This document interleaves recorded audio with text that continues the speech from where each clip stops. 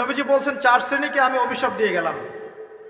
আল্লাহর নবী অভিশাপ দিয়ে গেলেন মানে সে জাহান্নামে যাবে, কোনো অবস্থাতেই জান্নাতে যাবে না।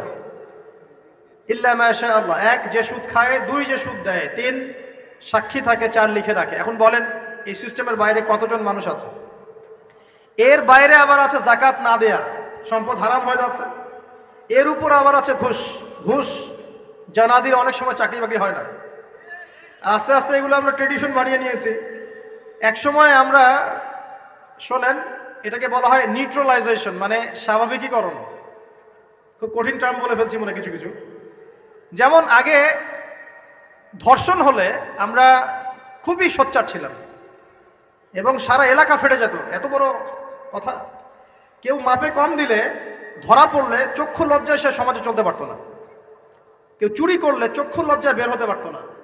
আস্তে আস্তে আস্তে আস্তে আস্তে আস্তে এই যে মাপে কম দেয়া বলেন, সুদ বলেন, জেনা বলেন, আস্তে আস্তে পাপগুলোকে আমরা নিউট্রালাইজেশন করে ফেলেছি, নিউট্রালাইজ হয়ে গেছে।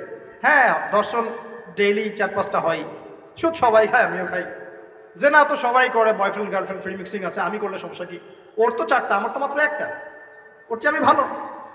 ওর 5টা বয়ফ্রেন্ড, আমার তো 1টা। ওর 4টা গার্লফ্রেন্ড, আমার তো 1টা, আমি তো ভালো।